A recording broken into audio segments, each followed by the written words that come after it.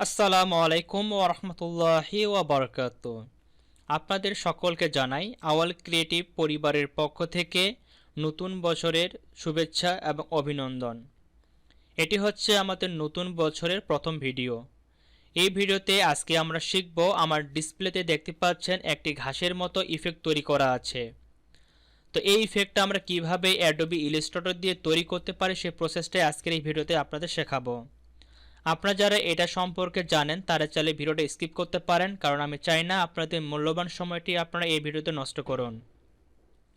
আর যদি না জানেন কিভাবে এই কাজটি করতে হয় তাহলে অবশ্যই ভিডিওটা শুরু থেকে শেষ পর্যন্ত দেখবেন। আশা করি এখান থেকে নতুন কিছু শিখতে পারবেন, নতুন কিছু জানতে পারবেন ইনশাআল্লাহ। তাহলে চলুন কথা না বলে দেখি কিভাবে আমরা এই ধরনের ডিজাইনগুলো তৈরি করতে পারি অ্যাডোবি ইলাস্ট্রেটর অ্যাপ্লিকেশন ব্যবহার করে। যেহেতু আমি আপনাদের সম্পূর্ণ প্রসেসটা শুরু থেকে শেষ পর্যন্ত দেখাবো, এর জন্য নতুন ডকুমেন্ট ক্রিয়েট করে নিচ্ছি। তারপর সেটাতে মূলত আমি ডিজাইনটা করব। নতুন ডকুমেন্ট ক্রিয়েট করার জন্য আমি ফাইলে ক্লিক করলাম, ফাইল থেকে নিউয়ে ক্লিক করতেছি। আমি আর্টবোর্ডটাকে 1920x1080 করে নিচ্ছি, আপনারা যে কোনো সাইজে নিতে পারেন। দেন ক্রিয়েট বাটনে ক্লিক করে সম্পূর্ণ আমি নতুন একটা ডকুমেন্ট ক্রিয়েট করলাম।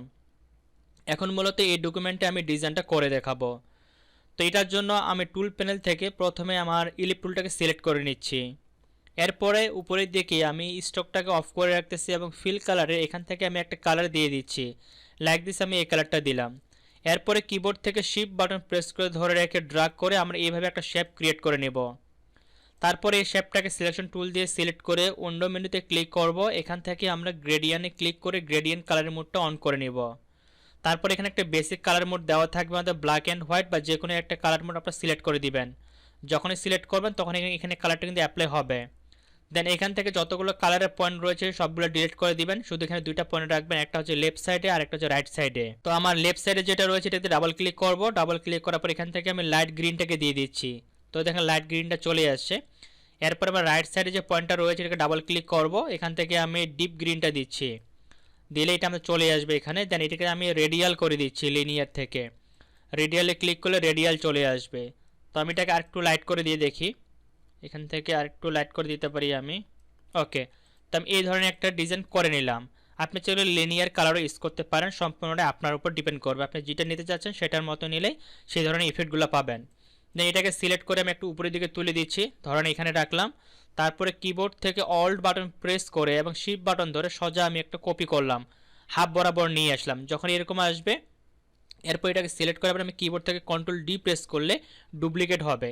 তো আপনার যতগুলো প্রয়োজন হবে আপনি ততগুলো কপি করবেন। তো আমি আর্টবোর্ডে যেহেতু একটু বড় করে নিয়েছি এজন্য আমি বেশ কয়েকটা কপি বেশি করলাম। তো আমি এতগুলো নিলাম, যেন সবগুলোকে আমি সিলেক্ট করব। সবগুলোকে সিলেক্ট করার পর আবার কিবোর্ড থেকে অল্ট বাটন এবং শিফট বাটন ধরে সোজাসুজি নিচের থেকে কপি করে নিয়ে আসবো। লাইক দিস আমি এই বরাবর এনে ছেড়ে দিলাম। আবার আমি কিবোর্ড থেকে কন্ট্রোল ডি প্রেস করে এটাকে আবার আমি কপি করে নিচ্ছি। তো আপনি আপনার প্রয়োজন মতো এটাকে কপি করে নেবেন। দেন সবগুলোকে একসাথে সিলেক্ট করবেন। সবগুলোকে সিলেক্ট করার পর চলে যাবেন আপনার ইফেক্ট মেনুতে। ইফেক্ট মেনুতে আসার পর এখান থেকে ক্লিক করবেন ডিস্টোর্ট অ্যান্ড ট্রান্সফর্ম। ডিস্টোর্ট অ্যান্ড ট্রান্সফর্ম থেকে ক্লিক করবেন রেগুহ্যানে ক্লিক করবেন। এই ইন্টারফেসটা ওপেন হবে। এখানে সাইজ 5% দেওয়া আছে, এখানে করে দিবেন 59%, মানে 59% করে দিবেন। তারপর এখান থেকে আমার রিলেটিভে থাকবে, এখান থেকে ডিটেলস আমাদের 10 দেওয়া আছে, এখান থেকে ডিটেলসটা আমরা করে দেব 55% দেব। দিয়ে যদি আমি ওকে বাটনে ক্লিক করি তাহলে দেখবেন আমাদের এখানে সুন্দর একটা ঘাসের ইফেক্ট কিন্তু তৈরি হয়ে গেছে।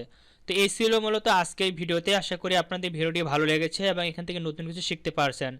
যদি ভিডিওটি ভালো লেগে থাকে বা ভিডিও থেকে কিছু শিখতে পারেন তাহলে অবশ্যই ভিডিওতে একটা লাইক, কমেন্ট এবং শেয়ার করতে ভুলবেন না।